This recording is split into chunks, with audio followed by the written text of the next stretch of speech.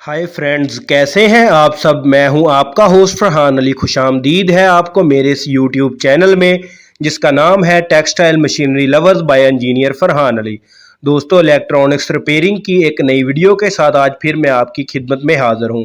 आज की मेरी वीडियो लिनो सर्वोपैक कार्ड की रिपेयरिंग के हवाले से है। आज की वीडियो में मैं आपको टोयोटा एयरजेट 710 लूम का लिनो कार्ड रिपेयर करने का तरीकाकार सिखाऊंगा।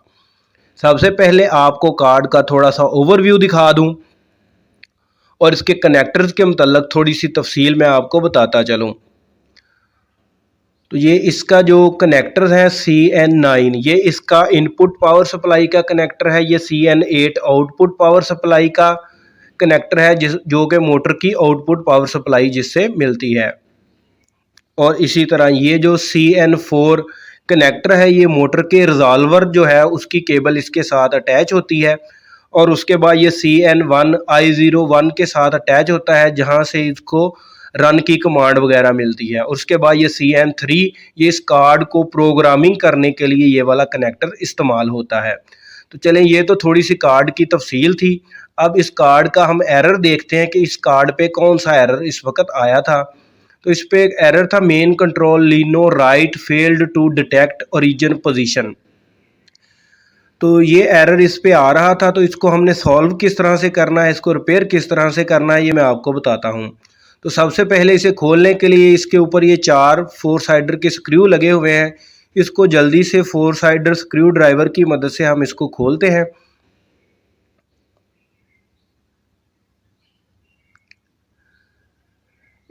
आप जानते हैं कि टोयोटा 710 लूम पर 2 लिनो मोटर्स लगी होती हैं, एक लेफ़्ट साइड पे और एक राइट साइड पर, इसलिए ये 2 कार्ड इंस्टॉल होते हैं। जैसे ही आप स्क्रू खोलेंगे उसके नीचे ये स्पेसर लगे हुए होंगे, 4 स्पेसर, ताकि ये जो प्लास्टर का कवर आपने अलग किया है और उसके स्क्रू का हेड इस कार्ड के साथ अटैच ना हो। तो ये हमने स्पेसर भी अलग कर लिए हैं। इसको अब थोड़ा सा साफ़ करते हैं। इस कार्ड के 2 हिस्से होते हैं। एक जो है वो कंट्रोल वाला हिस्सा है जहाँ से हम कंट्रोल या रन की कमांड देते हैं, और एक ये पावर वाला हिस्सा है जिसमें हम इनपुट सप्लाई देते हैं और मोटर के लिए आउटपुट पावर सप्लाई लेते हैं। तो इसको खोलने के लिए सबसे पहले ये इसके हाई वोल्टेज के ये 3 स्क्रू हैं, इनको आपने खोल लेना है। और अक्सर इस तरह होता है कि जब इसको दोबारा फिट किया जाता है तो लोग ये वाले स्क्रू लगाना भूल जाते हैं। तो इसको आपने बंद करते वक्त ये याद से लाजमी वापस लगाने हैं। तीनों स्क्रू खोलने के बाद इसको आपने ऊपर की जानिब पुश करना है। कंट्रोल वाला और पावर वाला हिस्सा अलग हो जाएगा, लेकिन इसको आपने खोलना है जब। तो एक चीज़ और आपको बताता चलूँ जिसकी आपने एहतियात करनी है।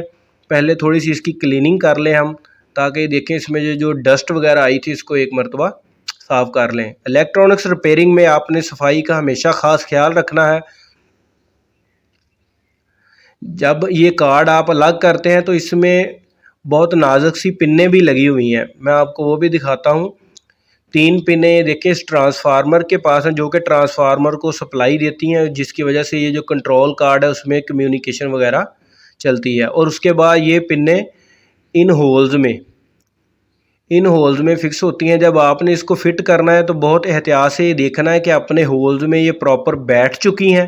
ये जो होल मैं आपको पेंसिल की मदद से दिखा रहा हूँ। और एक पिनों का सेट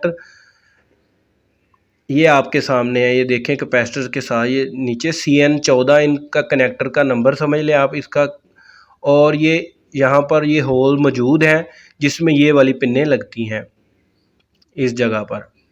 जब आपने इसको फिट करना है या निकालना है तो ये इन होल्स में बहुत एहतियात के साथ आपने इनको बिठाना है और उसके बाद इसको प्रेस करना है। अगर आप ये देखेंगे नहीं, वैसे प्रेस कर देंगे तो ये पिनें टेढ़ी हो जाएंगी। और अगर वैसे ही आप इस कार्ड को पावर सप्लाई दे देंगे तो शॉर्ट सर्किट का बायस भी बनेगा। 3 पिनें इस जगह पर और बाकी एक कनेक्टर की वो दूसरी तरफ। और ये जो 3 स्क्रू हमने खोले थे हाई वोल्टेज वाले, वो इस जगह पर अटैच होते हैं जो कि पावर वाले हिस्से से पावर लेते हैं। तो चलिए इसकी सफाई करते हैं और सफाई करने के बाद हम इसकी रिपेयरिंग शुरू करते हैं। इस पे जो फॉल्ट आ रहा था वो ओरिजिन पोजीशन नॉट डिटेक्टेड का फॉल्ट आ रहा था, क्योंकि ये राइट साइड वाली मोटर को कंट्रोल करने के लिए था तो इसलिए इस पे राइट लिखा हुआ था।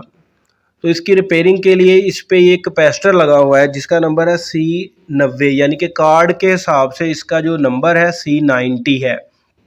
हमने इसके ये जो कैपेसिटर हैं ये कैपेसिटर चेंज करने हैं, क्योंकि हमारे पास तो अक्सर ये फॉल्ट आते रहते हैं, तो हमें पहले से पता है कि इसके ये वाले कैपेसिटर जो हैं वो ख़राब होते हैं, C104, C101 और ये CN14, यानी कि पिनों के साथ ये वाला जो कैपेसिटर लगा हुआ है ये वाला, ये 4 कैपेसिटर जो हैं वो आपको चेंज करना पड़ते हैं इस फॉल्ट पर। अगर आपके पास कार्ड पर ओरिजिनल पोजीशन नॉट डिटेक्टेड का फॉल्ट आए तो आपने ये 4 कैपेसिटर जो हैं वो चेंज करने हैं।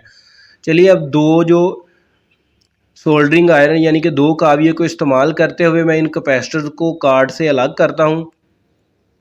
ये पहला C90 वाला कैपेसिटर जो है वो अब हमने अलग कर लिया है। उसके बाद ये C101 कार्ड के हिसाब से इसका नंबर बता रहा हूँ, बाकी मैं कैपेसिटर की वैल्यू आपको अलग से बताऊँगा कि कैपेसिटर की वैल्यू क्या है और इन कैपेसिटर्स को मल्टीमीटर की मदद से या कैसे आप चेक कर सकते हैं कि ये ठीक है या नहीं।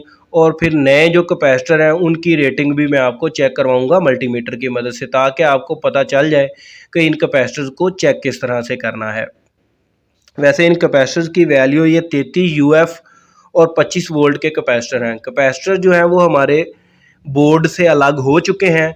तो अब ये जो इस पे अज़ाफ़ी सोल्डर लगा हुआ था, मैं इसके ये गोट कंपनी की ये जो कॉपर की वायर है इसकी मदद से वो सोल्डर जो है वो अब हम उतार लेंगे और इनको अच्छी तरह से साफ़ कर लेंगे, क्योंकि ये बिल्कुल करीब करीब होते हैं ये पॉइंट। अगर आप सफाई नहीं करते ये लीकेज का बायस भी बन सकते हैं, क्योंकि इन कैपेसिटर की तो चले वैल्यू 33 UF है, वरना कैपेसिटर की रेटिंग जो है ना वो बहुत ज़्यादा होती है, जिसकी वजह से इनके पॉइंट्स में लीकेज का भी खतरा होता है। लिहाजा आपने उसके बाद CTC या आपके पास कोई कंटेक्ट क्लीनर वगैरह मौजूद है तो उसकी मदद से आपने इसकी बेस को यानी कि कार्ड के उस हिस्से को जहाँ पर कैपेसिटर लगे हुए थे अच्छी तरह से साफ़ कर लेना है। चलिए ये तो होगी इसकी क्लीनिंग। अब अगला मरहला है इनकी चेकिंग का। तो पहले मैंने ये जो चारों कैपेसिटर्स जो कि इसके कंट्रोल कार्ड से उतारे हैं, क्योंकि हमारा जो फॉल्ट था वो कंट्रोल कार्ड में था। इंशाल्लाह नेक्स्ट वीडियो में मैं आपको इसका पावर कार्ड है उसकी भी रिपेयरिंग के मतलब बताऊंगा। तो चलिए अब इसकी ये जो रेटिंग है थोड़ी सी वो भी हम देख लेते हैं। तो ये देखें इसके ऊपर 01 उसके नीचे लिखा है 33, यानी कि ये 33 UF का कैपेसिटर है और 25 वोल्ट। और ये पोलर कैपेसिटर हैं, यानी कि नेगेटिव और पॉजिटिव पोलैरिटी वाले। कुछ कैपेसिटर होते हैं नॉन पोलर, उसको आपने पोलैरिटी देखे बगैर किसी भी सिमत में लगा सकते हैं, लेकिन ये पोलर कैपेसिटर है तो इसको आपने पोलैरिटी के हिसाब से ही लाजमी लगाना है। तो चलिए मीटर को जो है अब हम कैपेसिटेंस पे यानी कि ये देखें मैंने माइक्रोफैरड पे सिलेक्ट कर लिया है। मैं आपको इसका डिस्प्ले दिखाता हूँ। और इसकी ये जो नाब है इसको भी देखें, हमने एक जो डायोड है और 7 कैपेसिटर है। आपने मीटर वो लेना है जिसमें कैपेसिटर का ये साइन यानी कि कैपेसिटर चेकिंग करने की कैपेसिटी मौजूद हो। तो ये जो मेरे पास मीटर है इसकी हम रेंज भी बढ़ा सकते हैं, इसको नैनो फैरड में या माइक्रो फैरड में जो इसके यूनिट है ना रेंज को कम या ज़्यादा भी कर सकते हैं। तो चलिए इनको चेक करने से पहले मैं नए कैपेसिटर जो निकालता हूं जो कि हमारे पास मौजूद है 33 UF 25 वोल्ट के। ये पोलर कैपेसिटर हैं, ये आपने याद रखना है। इसको लगाते वक्त भी मैं आपको बताऊंगा कि आपने इसकी पोलैरिटी किस तरह से रख के फिर इनको लगाना है। अगर आपने रॉन्ग पोलैरिटी में लगा दिए तो जैसे ही आप इसको सप्लाई देंगे ये उसी वक्त ब्लास्ट हो जाएंगे और फट जाएंगे और किसी भी नुकसान का बायस बन सकते हैं। तो चलिए ये जो नए वाले कैपेसिटर्स हैं इनको इनके रैपर में से इनके कवर में से बाहर निकालते हैं।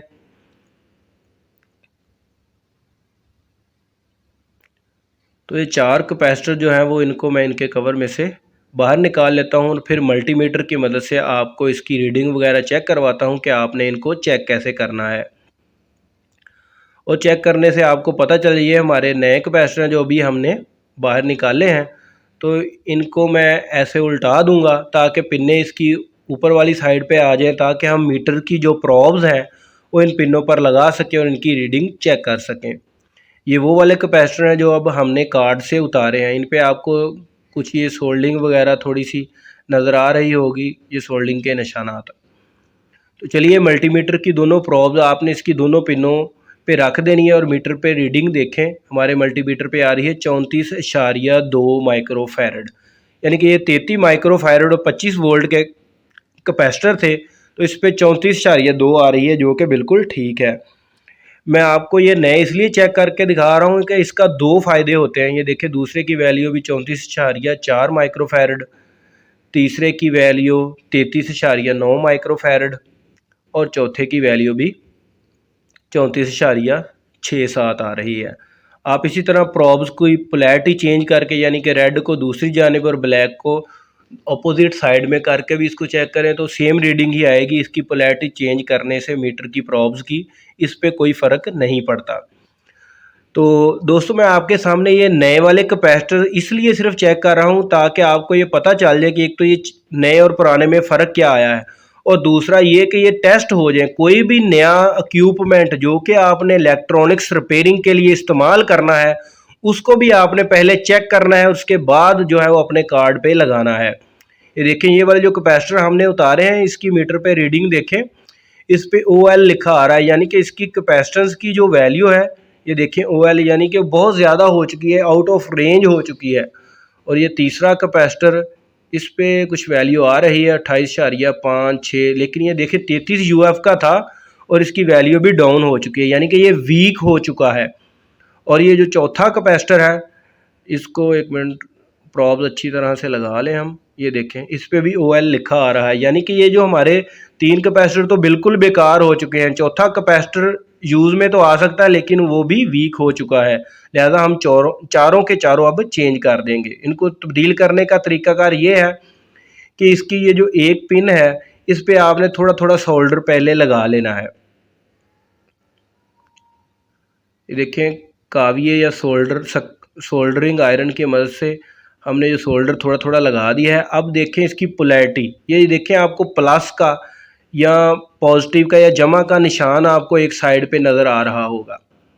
जिस साइड पे ये जमा का निशान बना हुआ हो, उस साइड पे आपने इसका ये वाइट वाला हिस्सा रखना है, और ब्लैक जो इसके ऊपर कैपेसिटर पे निशान है, ये इसका नेगेटिव का निशान है, यानी कि इसकी नेगेटिव की पोलैरिटी को शो करता है।